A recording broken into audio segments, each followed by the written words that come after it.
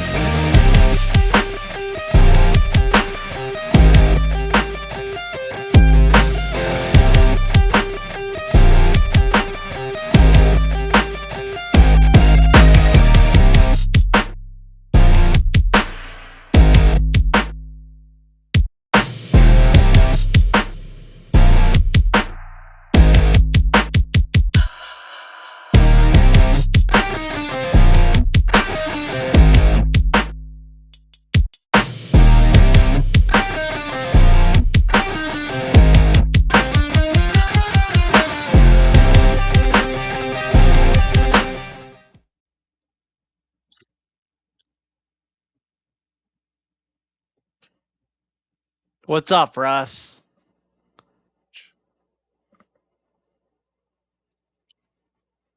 Oh, there we go. How you been? Oh, I'm doing pretty good. I finally got over the wind warnings here in the NASCAR side. How about you on the dirt side?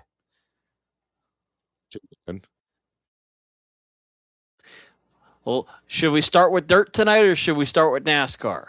Hello, Jason. Welcome back. I could start, not a big deal to me. Whatever you want to do. I'm excited about tonight. I've been waiting a long time to finally have an episode like this. And it comes with good at a good measure after today's races, or this weekend, I should say. It was a fun weekend in NASCAR. Oop, I lost audio for Russ. Me. There we go. You shouldn't have lost me. I'm right here. I couldn't hear you at first. There we go. Okay, well, on Tuesday, April 21st, the Interstate Batteries High Limit Racing Series actually held its second nationally televised event of the year on FS1, titled the Speedway Motors Spring Jackpot at Eagle Raceway in Eagle, Nebraska. The event That's a served mouthful.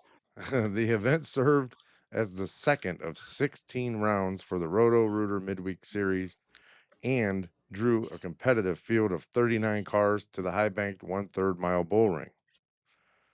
No, it was a pretty good race. But Eagle Raceway, colloquially branded as One Badass Racetrack, presents a unique challenge for 410 sprint car teams due to its technical surface and the speed with which leaders actually encounter lap traffic.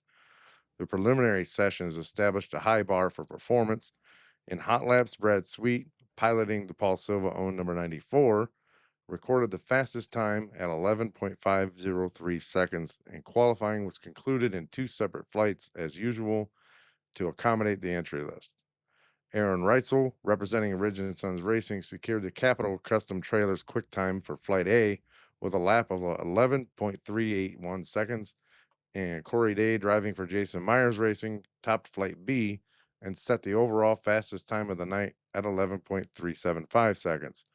And that was actually approaching the long-standing record of 11.076 seconds established by Sammy Swindell in 2009. Heat race victories were actually earned by Ryan Timms, Carson Macedo, Brad Sweet, and Rico Abreu. The FK Rod Ends Dash, which determined the starting order for the first four rows of the A main, was dominated by Aaron Reitzel, who actually led from the start to the finish ahead of Sweet and Macedo. The 30 lap A main was marked by frequent interruptions as a series of cautions and red flags prevented the development of a sustained green flag rhythm or significant lap traffic scenarios. Carson Macedo initiated the lead progression, surging from his third place starting position to lead the opening lap. However, Brad Sweet quickly utilized the high side to snatch control on lap 2. The defining moment of the race occurred during lap 7 on a restart. Corey Day, who actually started fifth, pounced on Brad Sweet as the green flag waved and successfully executed a pass to take the lead. But once in the lead, Day demonstrated exceptional car control on both the bottom and the top grooves, surviving multiple red flag stoppages to secure his 13th high limit victory. But the competitive narrative of the evening was deeply impacted by a severe incident during the 19 car B main feature.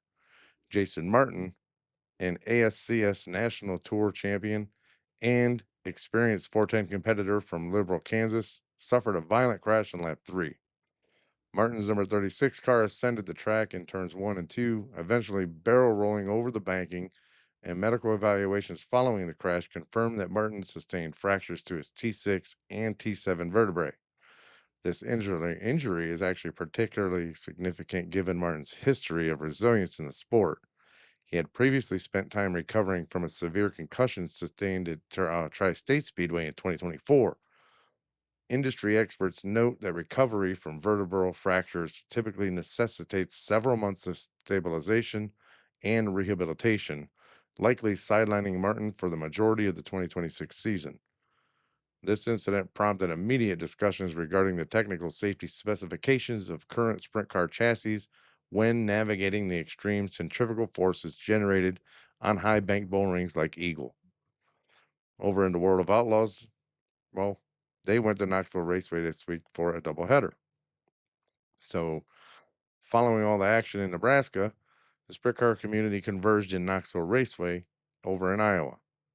And this was for the Premier Chevy Dealers Clash in April 24th and 25th, just this past weekend. The event carried immense prestige, featuring a car count of 65 entries, falling only one short of the non nationals record for the World of Outlaws. Big car count. The opening night of the Clash was characterized by the clinical efficiency of 5 time series champion Brad Sweet. Starting from the pole position in the Silva owned number 94, Sweet delivered a masterclass in front running, and on a 25 lap main event that went green to checkered, he dominated without interruption. Sweet entered lap traffic by lap 9 with David Gravel in pursuit, and while the bottom lane was technically faster, Sweet successfully actually navigated the complexities of slower traffic to maintain a margin of 2 seconds, over 2 seconds actually, right at the finish.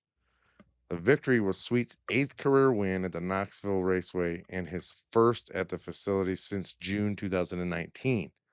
Sweet admitted to feeling significant pressure during the event, citing the high standards set by his high limit co-owner, Kyle Larson. And I'll tell you, his desire is not to be the weak link for Silva in the motorsports team. I mean, he did a phenomenal job in that race. I don't know what else to say about it, but great job to him. The finale on Saturday night saw a shift in track conditions that demanded high level adaptability, and David Gravel, driving the big game motorsports number 2, capitalized on his starting position on the outside of the front row. Gravel dominated the early laps, actually opting to hammer the top, as that group provided the most immediate speed. As the race progressed, a caution near the halfway point allowed the field to close. During this period, Gravel's crew chief Cody Jacobs advised him that he possessed a comfortable lead, which encouraged Gravel to remain patient until the racing surface began to take rubber. Once the rubber was established, Gravel transitioned to the bottom, stating the car felt stuck like glue. He successfully fended off challenges from Carson Macedo and Ryan Timms to secure his 15th career Knoxville victory and extend his lead in the World of Outlaws Championship point standings. The weekend also highlighted the maturation of Ryan Timms, who secured third place finishes on both nights, and the recovery of Carson Macedo, who rebounded from a 12th place finish on Friday to secure a runner up spot on Saturday. And over at Fremont Speedway last night, well, it was a great show. Fremont Speedway is a cornerstone of the Ohio dirt racing circuit. It actually commenced its historic 75th anniversary season last night. The season opener, fueled by Friendship Kitchen, I should say, try to get that in there, actually underscored the regional health of the sport, drawing a large attendance and providing several of the most competitive finishes of the year. Cale Thomas, representing Fairland, Indiana, he entered the Fremont opener last night, having won the previous week at Attica Raceway Park. Thomas spent the first 13 laps of the feature in pursuit of Gage Garcia, who utilized his front row starting position to actually establish an early lead. Thomas eventually capitalized on the technical error by Garcia to assume the lead and hold off a fierce late race challenge from Darren Nida. This victory marked the first time Thomas has gone back to back with 410 sprint car wins in his career.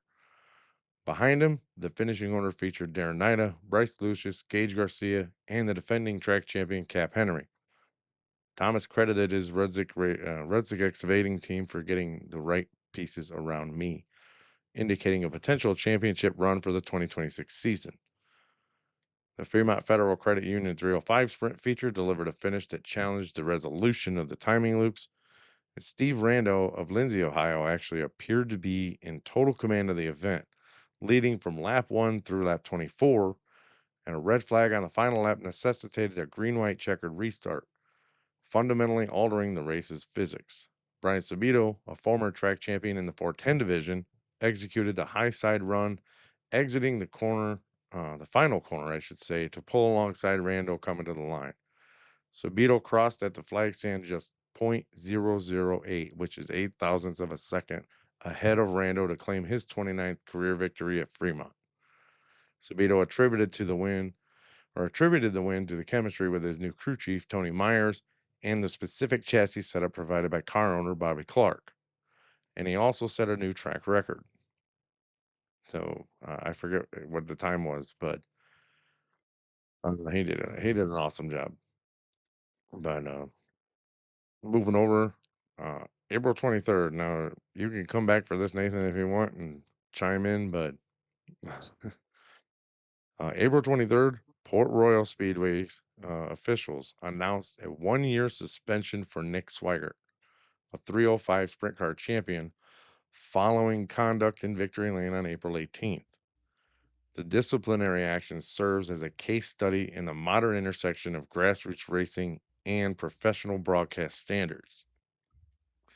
So, during a post race interview broadcasted on Flow Racing, I try to laugh at this because it's so comical to me. I'm yeah, sorry for anybody who doesn't understand why I'm laughing. We will shortly. I saw this and couldn't help but laugh.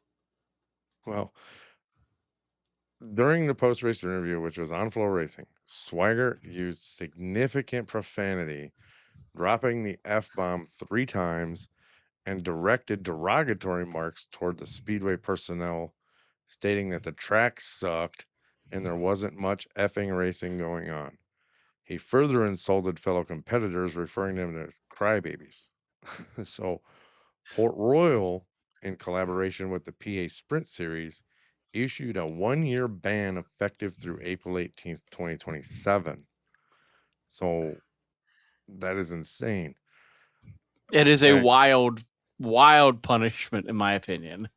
I mean, it's no worse than what the kids can hear on TV today.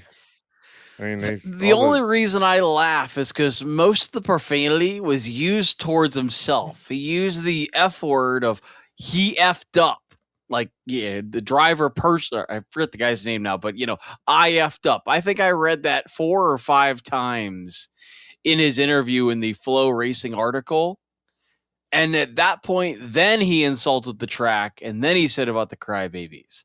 But most of the profanity was about his own screw ups, which is what made it funny that they penalized him. I mean, I understood why they penalized him for insulting the track. I totally understood that. Crybabies, I think, in my opinion, is a little soft for the reasoning that they penalized them. I think most of it came from telling the track that they effing sucked, which I mean that even I've heard that before and haven't seen a 1 year ban. So I'm a I little mean, this confused on why it got that bad, but the amount of profanity, yes. But I don't think that tells the whole story on why it was that bad. well, for crying out loud, I mean, this is only 6 months short of the same punishment that another driver got for turning around and using on the track, going backwards, using his car as a weapon to ram into someone else. Yeah. Like, I I think the mean, ramming into somebody is a little bit more reasonable for a 1 year suspension than the using of profanity toward. but I mean, most of the profanity was towards his own actions. It wasn't even about other people on track. It was I effed up. I effed up on track. well, to The only part that really understood to me was when he insulted the track's conditions, and that one made more sense. But I don't think that that one insult should result in a 1 year suspension. I feel like it should be less than that. Maybe, for the season, like the rest of the season there. But I don't think it should, span around the rest of the season. And even then, maybe, maybe a few races, say they rain out. it's better. Listen to Oh this. boy. Oh boy. Okay, so they issued a 1 year ban effective through next April. We've Yes. established that. But he was also stripped of his victory and all associated prize money and points. So officials emphasized that the language used was incompatible with the track's commitment to a professional, respectful, and family-friendly environment. Industry reaction was divided, though. Like we're talking here. Some of us I observers, gotta show that one, Jason. I uh, have to because you're not wrong. some of us observers have compared the severity to previous suspensions, such as that of Taylor Farling, who was banned through 2026 for using a race car as a weapon, which I was talking about. And some of us are like, okay, it's a little harsh, or the punishment fits the crime. I mean, but I could see, a few races, maybe 6 races, and you have to take the prize money and donate it to a local charity, and you have to prove that to us, and maybe a I public apology or something. But I Well, he mean, did do a social media apology. I did read that. And then they did all these penalties, which didn't make a whole lot of sense to me. As I read somewhere that he did the interview, then did a social media apology, and then they issued the penalties, which was a little odd, the sequence of events there. here's the thing. The consensus among professional analysts, though, suggests that as dirt racing gains national television footprints via FS1 and streaming platforms, the margin for unprofessional conduct has actually narrowed, significantly. Howdy, So, Chuck. Hope you feel better. I mean, it's just crazy. But Here's my thoughts on that penalty. I understand they took the prize money away and stripped him of the win. I also understand they gave him the 1 year. I honestly feel like there should be I think the prize money being taken away, I feel like that fits the crime. I feel like the 1 year suspension overdoes it. So I feel like a better way to go about it, take away the prize money. I mean, you insulted the track. That kind of warrants the prize money getting taken away. I can understand that one. And the profanity, I don't know, the 6 race suspension does sound reasonable. I don't think for an entire year anywhere. I think it should be Port Royal, you're not allowed to race there for 6 weeks. You know, yeah, or even the series. You're not allowed to race with the series for 6 weeks. I feel like no prize money, stripped of the win, and no racing with that series for 6 weeks. That I feel like is a little bit more fair, or I wouldn't say fair, a little bit more equivalent for the penalty. I feel like that is the penalty and above some. I feel like that's overdoing it. Just a but little bit here though. here was their thing, that, they apparently I they mean, said there you're would have not been wrong, other. Jason. Apparently, You're, from what I understand, they may have been okay with it if it was heat of the moment. Right after the race, they did interview, but they actually did his interview last after all the other features were over for the night. So yeah, I feel like you should have calmed down a little he by had plenty then. of time to cool down because there was some bull crap going on the track, and I understand it. But so let's touch on the principal's office moment here. Principal's office moment. Port Royal suspends Nick Swigert for a year. He won the race, but then went on a tirade in victory lane. Dropped three F bombs, trash talked the track surface, trash talked the track officials, and Port Royal said, "Not on our watch," and banned him until 2027. It's a harsh penalty, but with the sport on TV now, they want professionalism. It's a new world, and you have to watch what you say when the mic is hot. I mean, about all there is to it anymore. So wait, why are if we're having hot take moments, why are we not penalizing other other athletes? We'll get to that in a second. Why are we not penalizing other athletes with their hot mic moments? I feel like if we're going to play that game, then there should be other suspensions in other sports leagues.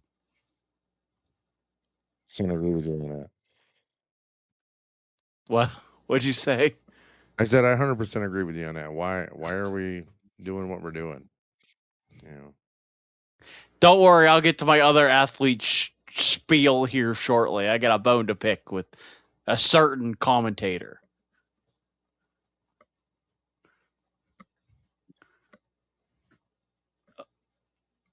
I didn't catch what you said, Russ.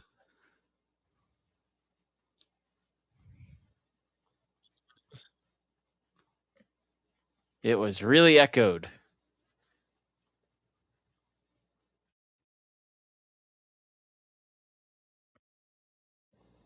So I was I'm reading I'm Chuck's I'm thing. sorry. I'm messing with the settings and stuff, dude. I was letting you talk, and I was just messing around with the settings. So, You're good. but we can move over to NASCAR whenever you're ready. I, all right. Yeah, I'm gonna start Oh wait, off with the. hold on a Okay, second. I go forgot. ahead. I forgot. We got to I rewind. We got forgot to one switch it thing. back to dirt. Switch it Yeah, back I'm to sorry. dirt. I forgot one thing. All right. I posted it on Facebook earlier, but I have heard some grumblings about last night at Fremont Speedway. Especially people that I know that don't like the track promoter. But you know what? That racetrack, with all the rain we've had, first of all, they could have just said the hell with it and called it off, and they didn't. So my hats are off to the track owners, the track crew. They did an amazing job, and that racing surface was absolutely gorgeous, and it was fast. The cushion didn't hardly get past the middle of the racetrack. I mean, it was amazing. Unfortunately, we had what, three flips in one heat, but Ugh. I mean, yeah, Zach Kramer's car is completely junk. Uh, I, Yikes. uh, but he walked away. Thank God he walked away. That was a nasty hit, and he went up and over, and it was hard. So, thank God he's okay. Huge shout out to Cale Thomas. I know it's just the I saw smallest this. This thing. is pretty cool. I know it's just the smallest thing, and some people may think it's dumb, but Cale Thomas and Caleb Henry are my two favorite local drivers, and I don't like one more than the other. They're both awesome. But Cale gave me his race winners neckband, Hoosier Tire neckband, and signed it for me. And that will go in the podcast studio once I get it all built. So huge For shout out to those of you Cale. on our Facebook, go check out the photo. Huge shout out to Cale for that. Thank you very much, man. It's the little things like that that I appreciate. And that's what makes you guys so awesome. So That I was pretty appreciate cool all to that. see that. But my hat's off to That was a the entire team at Fremont. They did a great job last night. Just a couple of things, a couple hiccups. I get it. It's the first race of the year, so I won't sit here and bash on them about it. It's not worth the headache. But Uh, just a couple of minor little hiccups last night, and that was it. I mean, for the off season that we had that was so long, they did a pretty good job last night. So keep up the great work. Nathan, it's all you. I was looking to see if we could find some sort of some sort of siren for this part. Before I cover the NASCAR stuff, I will update some of you guys because some of you guys have asked. I did start my new job. It has been a miserable week since starting the new job. For those who haven't talked to me yet, my first day of work, somebody hit my truck and then took off. And then yesterday we found out, or not yesterday, Friday we found out our neighbor passed away. So it's been a rough week, and then of course Saturday I was in the ER. So I'm still kind of recovering from a long week. But let's get into the stuff that you guys are actually here for. This week was a wild week in NASCAR.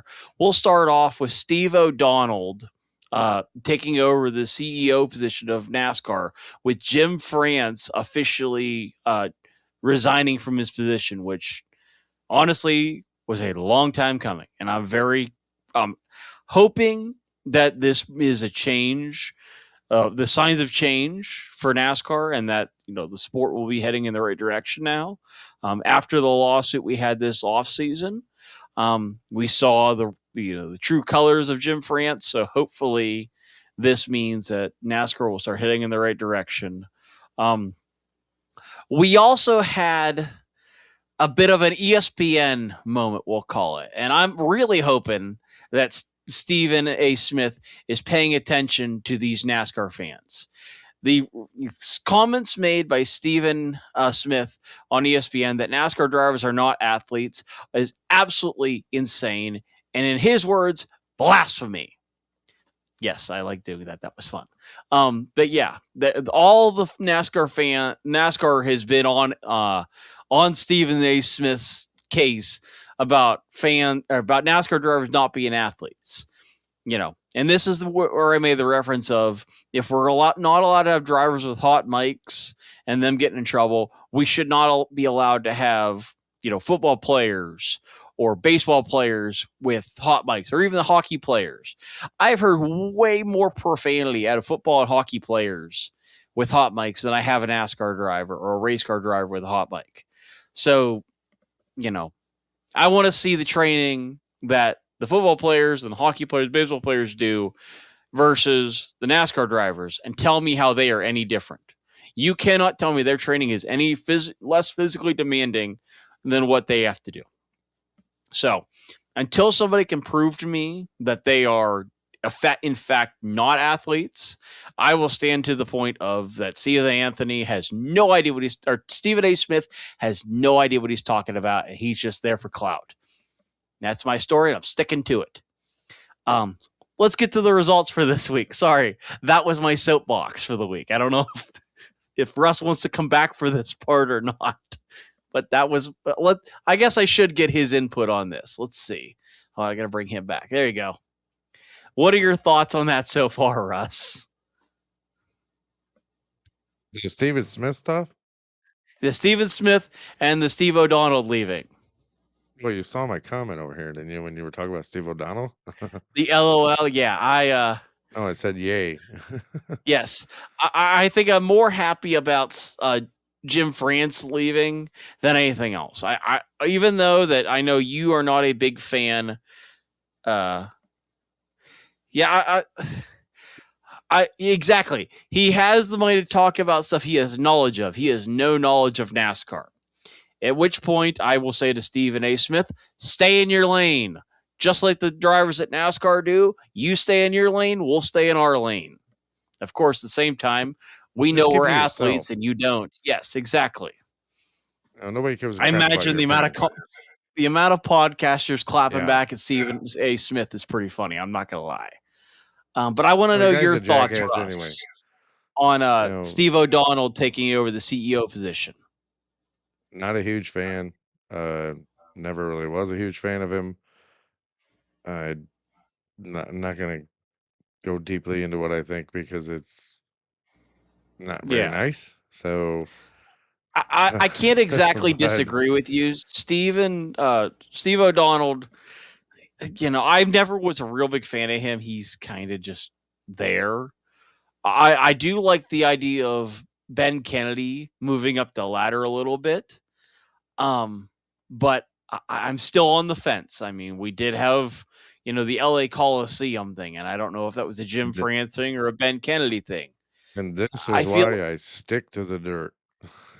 I feel like Ben Kennedy is batting 500 when it comes to these race concepts. The Chicago Street Course, nobody thought it'd be a good idea, and it turned out to be a pretty decent race, I think. The LA Coliseum, everybody thought it'd be great, and it just turned out to be way too small. Bowman Gray, everybody wanted it to go there, and it finally went there, and it, in my opinion, turned out to be a pretty decent race, minus the massive cold in mid-February, and I still think it's debatable if it should go back to Daytona or if it should stay at Bowman Gray or if it should travel around. I'm still on the fence with that. I still am partial towards Bowman Gray because that was a No, lot of fun.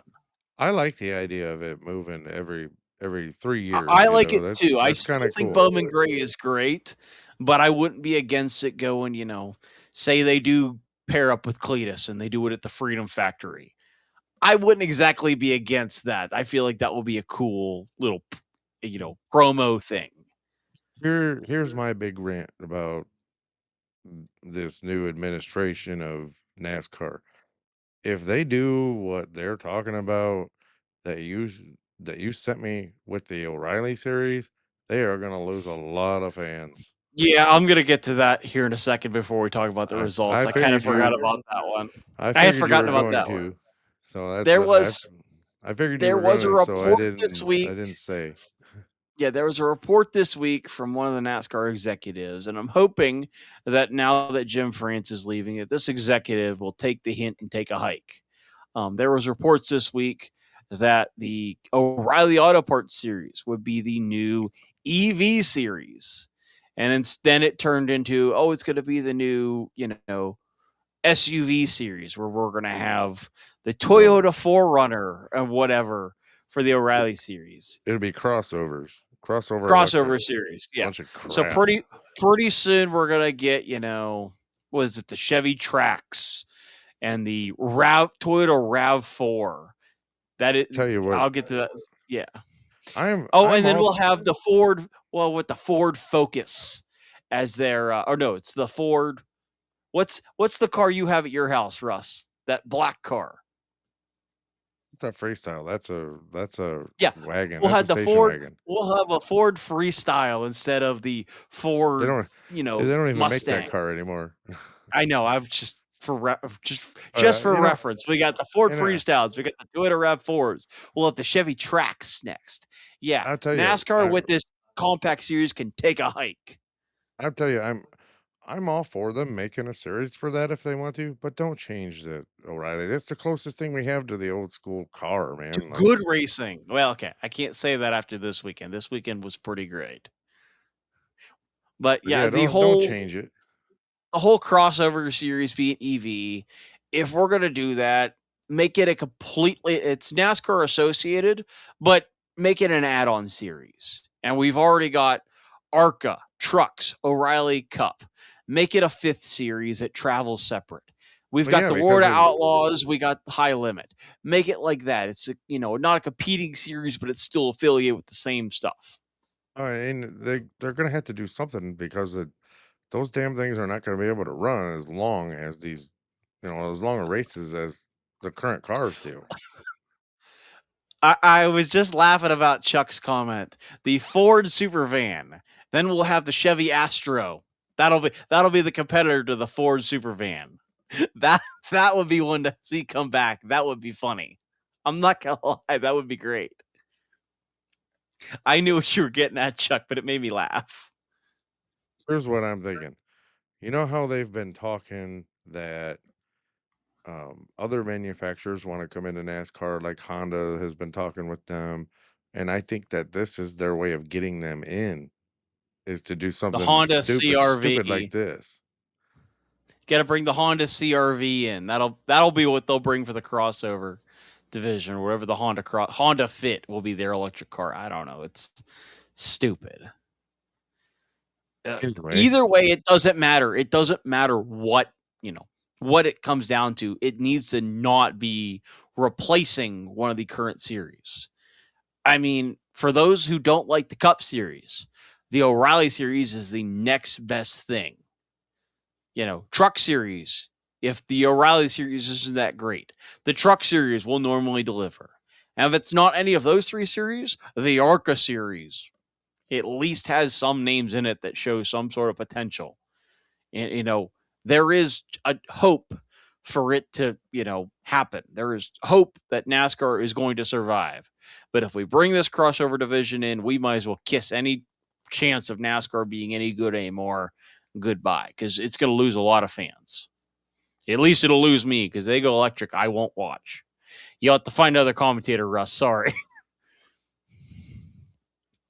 We'll have to stick dirt from now on if I that's just the stick to the case. dirt and piss on NASCAR. Oh yeah, but I need to cover the NASCAR results before I forget. There was a lot of racing at Talladega this weekend, and I will tell you, if Talladega is not burned to the ground by tomorrow with the amount of celebrating they're going to have to do, I will be absolutely disappointed in the fans at Talladega, because we had a party of a weekend. We'll start off the weekend with the ARCA series. Andy J from Buffalo, New York. And I know there's a lot of people in here from the NASCAR series. There's a lot of people in here who are part of. I gotta figure out how to go back to my comments now. There it goes. There's a lot of people from Buffalo, New York that watch this, the upstate New York area. Everybody knows Andy J. I don't know him personally, but I have seen him on TV and I've heard lots about him. The famous quote of "I'm holding it to the floor until I see God of the checkered flag." He didn't have to go to the prior of the two. He finally got his first ARCA win at Talladega this weekend. And I will tell you, that was probably the most wholesome post race I saw this entire weekend. It was a lot milder than I thought it was going to be, but I think that shows more of a testament of all the emotion it take coming to a head when you finally win a race, and just being thankful to winning in NASCAR. Congrats to Andy J on winning the ARCA race at Talladega. Let's go on to the Xfinity series, or O'Reilly Auto Parts series. I'll get that right eventually. We had a wild bunch of people at Talladega this weekend. One I was unaware of prior to the race was Jason Kelsey was on the pit crew for Corey Day this weekend. And funny enough, Corey Day wins his first O'Reilly Auto Parts Series race at Talladega this weekend. In a bizarre race. Lots of chaotic moves, lots of craziness. That saw. Hi, I see you, Russ. I don't know if you're supposed to be joining back or not. I don't know how to add you in. But lots of chaos when it comes to the new rules package. As some people saw last year, people coming off pit road could just dart up in front of the track and think they were just going to, catch the draft and run right into the would just jump right in front of the leaders. Well, this year, NASCAR has made the rule that it is a blend line violation if you try to dart up in front of the lead pack and try to stall out their momentum. Well, unfortunately, Carson Kvapil and Justin Allgaier, violated that rule this weekend, and they were hit with a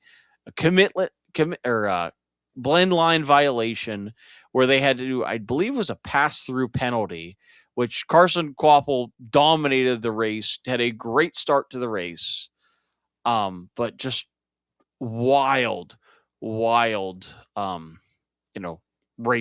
or wild chain of events when it came to that, where he just got made a silly move and almost watered the field. It looked like something out of Fast and Furious, them zigzagging, snaking through, Carson Kvapil and Justin Allgaier. Definitely crazy. I almost forgot Cletus McFarland. I neglected to remember that part. There's a lot of mixed emotions on Cletus. Well, this I know Russ is not a fan of Cletus. I am fully aware there's a lot of people that don't like him. I will say that I was rooting for Cletus to win that race because I thought it was going to be a party. He ended up finishing second.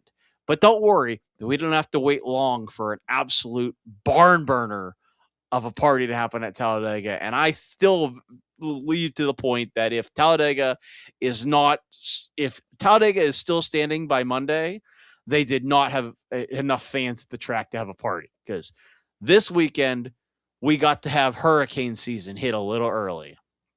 Carson Hocevar finally scores his first career win. And I will say the burnout, I think, was the biggest highlight of the entire race. Forget about winning the race.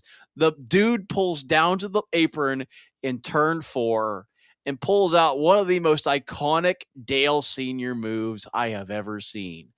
The Carson Hocevar is a tall dude, and he managed to sit on the door, drive down the front stretch, waving to the fans, just like Dale Sr. did at Richmond way back in the day when he was cleaning his windshield. And I will tell you, that will get the Talladega fans on their feet. But what really got my attention is when he did it the entire length of the front straightaway and then nosed it into the wall at such impact, I thought it was going to throw him out of the car, and proceeds to stand on the gas and just burn the thing down. That was probably the greatest victory celebration I have seen in a long time. They say NASCAR drivers do not have any personality. I'll tell you, that's going to change now. That was one heck of a burnout and a heck of a celebration. Just for the record, Cletus is okay in my book, dude. I was just being silly with you. I know. Messing I, with you I off was camera. I was excited for Cletus to win that race. I really thought he was going to win it. And then he made that stupid move and was battling with somebody else and let the other guy, Andy J, go by. That was a rookie mistake. But at the same time, I was really rooting for him. But I'm very thankful he did not win the ARCA race because there definitely wouldn't have been any Talladega left for Sunday for that moment. So I'm very thankful he didn't win because then we wouldn't have a track to race on by Sunday morning.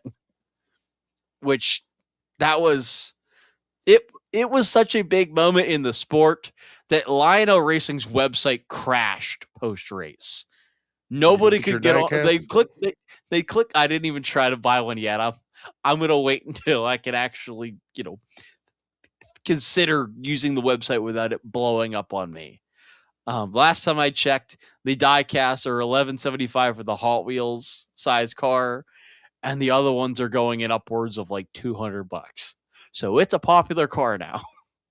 But it was such a popular win that the Lionel Racing website crashed when you click on Carson Hocevar's name, which is pretty funny. I don't know if the last time I've seen that happen, but that was pretty great. I've seen that happen. What is it? I don't think I've ever seen that happen. That's like reminiscent of a certain pop star's tickets going on, or their albums going on sale, and it crashes the website. That is the first time I've ever heard of a NASCAR driver causing a website to crash, which I think is a feat in itself. But the whole idea of him winning this race, doing his burnout, and then going all the way back to turn, I think he did a burnout and then went back to turn 4 to salute the fans, might have been the greatest victory celebration / salute to the fans I've personally ever seen. And it's definitely something you will probably never see again, because I guarantee NASCAR is going to come up with some sort of rule for next race where you cannot sit on the door. And honestly, it's going to be in the moment of where you were when it happened. I mean, it reminisce of the Hail Melon, these the pass in the grass, Dale Sr. winning the Daytona 500. You knew where you were when it happened. This is going to be one of those moments where you know where you were when Carson Hocevar won this race. he is going to be the future of NASCAR. He is going to be the one where, you know, these fans have hope that NASCAR can still, have some sort of pulse. Right now, we have drivers with no personalities. They're like robots. There is no animation other than, on the radio, which, in the heat of battle, I can understand that. But once they get out of the car, there's really no personality. I feel like this is going to be the start of something big. I mean, Noah Gragson shows flashes of it, when he went after Ross Chastain and Ross turned him into, from an Amish kid to, a hairball. You know, it's we have these moments. This is one of the bigger moments in the sport. Noah's got personality. Carson definitely has a personality. I'm I feel like there's been some hope left in hope in the NASCAR, driver system that it's going to, humanity is going to be restored. We're starting to lose hope, and now I'm starting to feel like we've got something going here. Let's just not get too much hurricane season. We don't want a hurricane force 5. Let's just stick to winning a race cleanly, in which there was no dirty driving by Carson. He won it the way he was supposed to, a clean race. And I think that's going to mean more to him now than anything else, is that he won that race fair and square, clean, didn't have to wreck anybody for it. He won that race the way it should have been won. You mean to tell me he didn't crash anybody? He did not crash anybody. It's a shocker. Wow. I know. I was very shocked by that. But yeah, just a wild weekend at Talladega.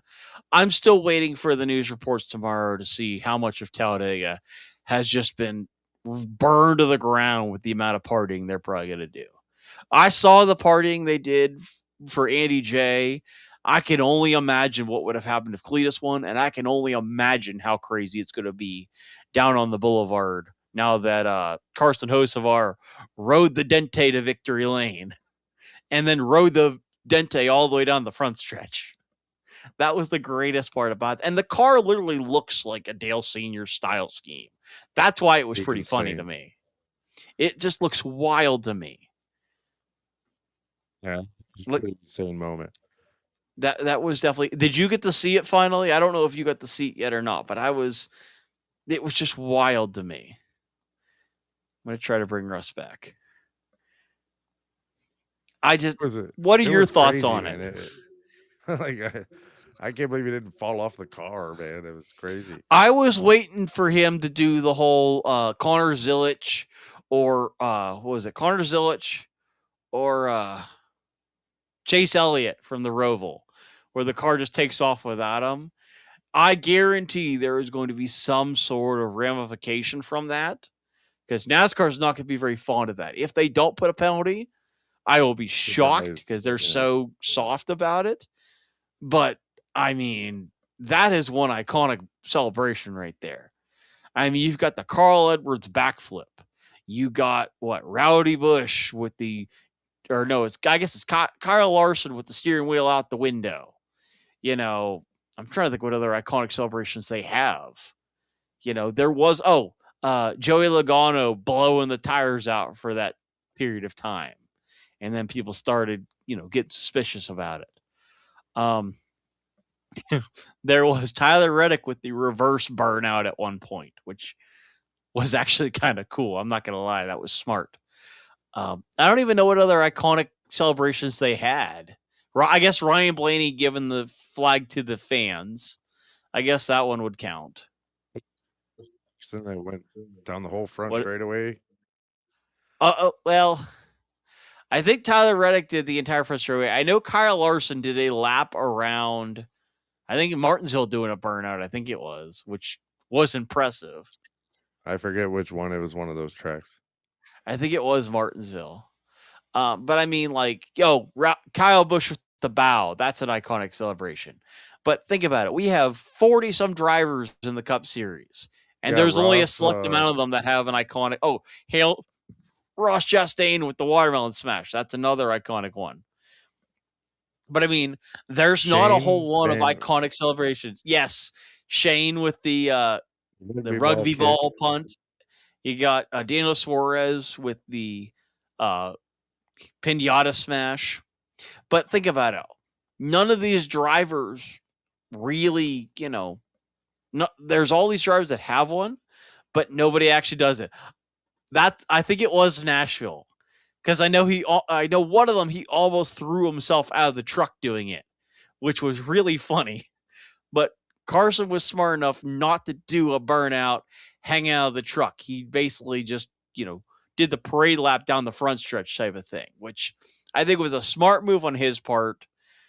I think that'll be the only saving grace for him is that he didn't Yeah, do the burnout in circles while he dude, was hanging out of the car. He did it facing the wall. And I know Kyle Busch has done that before and did not get penalized. So I do think that'll be the only saving grace for him. sick. One What one was that is what was it? a classic when you forgot. Daryl Waldrop doing the trouble shovel or whatever the I hell he thought that was was the doing. Dick. I thought it was the Dickey Shuffle at Daytona, I but don't know. he only did that once. That wasn't his signature move. That's No, what it I was getting wasn't. at. Is if Carson Hocevar does that for his signature move, he is going to gain way more fans than I think any of us realize. If he Oh, yeah. becomes as hot as everybody makes it out to be, this might be the next superstar in NASCAR. This might be the thing we need to save NASCAR because all these superstars, they've kind of they found their kryptonite with this car. If Coach Carson Hocevar is the next driver to have personality and save this sport, this could be huge for NASCAR. This could be all what we need to bring fans back. I mean, we've already got fans thrifting old school NASCAR items. This could be huge to bring it back. And it almost gives us, the shot in the arm to, revive NASCAR. This might be what we need to maybe bring fans back, maybe, bring some sort of, revival to NASCAR to what we didn't have before. Like I'm hoping and praying that this is what it took to bring some popularity back to NASCAR. I mean, the old school Something. fans, I really hope they appreciate that because that was definitely something a cross between, old school and new school there. You got that's almost like a time capsule. You got the Dale Sr. vibes rolling down the front stretch. You got the Kyle Busch hanging out the window doing the burnout. I think the one thing that'll really hang Carson Hocevar up is I saw post race he tried to do a burnout in victory lane and the lady directing him in got so mad at him that I think that might warrant a fine, but the rest of it I don't know. I think that's fair game. I'm really curious if there's going to be a fine somewhere. So we'll see what happens with that. I forget where they even are next week. After all this, I forgot where we're racing next week. I'm just getting excited for. I think they're at Texas next week, which knowing that track, we're going to go from the highest of highs to just absolute shit show with Goodyear. I hope not, but I don't know what to Next week. expect for Texas. But I didn't even cover any of the highlights from Talladega today. I mean, Bubba Wallace waddled up the field again, which he's done that at like every super speedway race so far. I hate to do it that way, but yeah, it's what it came down to. But yeah, this was one of those wild races where you didn't really expect it to. I mean, they changed the laps so we could get rid of fuel saving. And honestly, even with Actually the worked. flipping the stages, I feel like it worked. It brought I mean, it didn't bring it the way that I thought it was going to. I thought we'd have a lot of just all out racing at or a lot of fuel saving at the very beginning and then hard racing all the way to the end where it's normally at the end it's the fuel saving. And I think the only way that it worked out is we had more penalties in the first stage than we did anywhere else this season. I think 50% of the drivers that went down pit road got penalized, and some of them got double, which was it took Denny Hamlin, it took him out of contention like really early in the race. He was down 2 laps. Ty Gibbs was behind him trying to stay on the lead lap, and they were both in front of the leaders trying to not get lapped, which was just insane to me. I mean, the whole reason that this race, didn't turn out to be chaos for fuel saving is because we had so much chaos and penalties.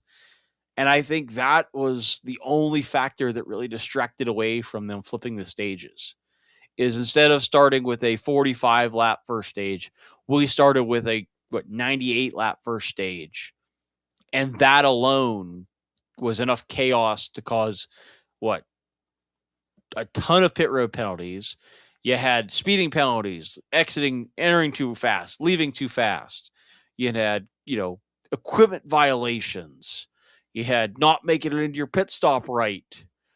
Just absolute chaos in the first stage. This might have been the first spring race that I think was jam packed from start to finish with excitement. We had penalties galore first stage. We had a 26 car big one in stage 2. And in stage 3, the final stage, we have Carson Hocevar holding on for the win to beat, I think it was Chris Buescher. And I forget who even finished third, but it was just chaos all weekend, chaos all race. I think it's the first race I've been genuinely excited for. Alex Bowman just came back from Virgo, being off for Virgo, finishes third. Chase Elliott finishes fourth. Zane Smith had the fastest lap of the race. That is the most mixed bag of chaos I think I've ever seen. Ricky Stenhouse was running fourth. He ended up finishing sixth. They wadded up a bunch of cars coming to the checkered. I mean, this was the stereotypical Talladega race that we had back in the day. And this is like I said earlier, this is the shot in the arm we needed to revive the excitement of super speedways. It was boring with fuel saving. I think this gave us a temporary, boost for something good. So I'll bring Russ back so we can close this out because I know we're getting close to the end.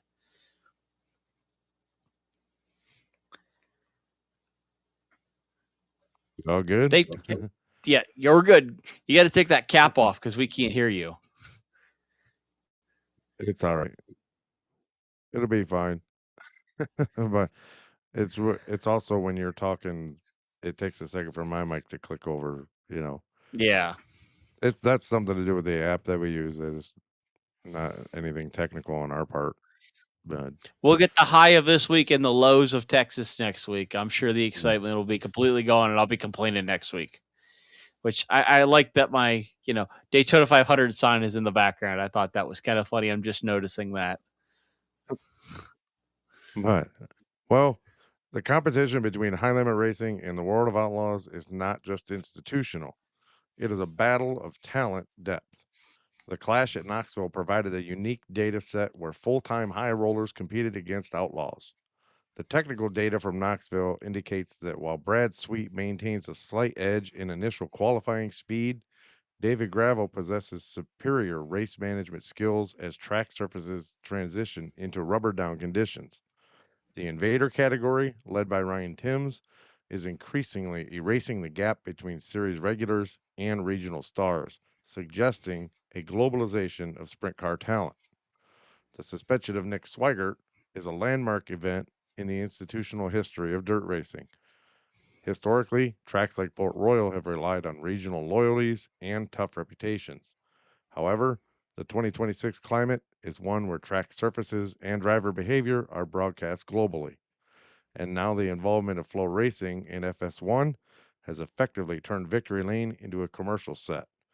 When Swigert stated the track sucked, he was not merely expressing an opinion, he was disparaging the product that the speedway and its sponsors were selling. The severity of the penalty stripping a win and a 1-year ban is an act of institutional self-preservation. It signals that in the modern era, a driver's value is calculated as much by their ability to represent the sport's brand, just as it is by their ability to navigate a technical racing surface. But the racing events over the last week collectively point to a transformative year for North American motorsports. The crossover success of Corey Day is indicative of a new super prospect model where talent is refined on high horsepower dirt bull rings before being polished in the wind tunnels of NASCAR. Carson Hocevar's emotional win at Talladega represents the culmination of this pipeline, as a driver once viewed as purely aggressive demonstrated the strategic maturity required to win at the cup level. And technically, the big one at Talladega serves as a catalyst for potential aerodynamic revisions on the next gen car, specifically regarding bumper geometry and drafting stability. On the administrative front, the strict disciplinary actions taken at Port Royal and the focus on Daniel Dye's behavioral rehabilitation suggests that a sport that is aggressively shedding its outlaw image in favor of a professional, corporate ready identity. As the 2026 season enters the critical month of May, the events of this week have provided a definitive roadmap for the technical and social evolution of the industry.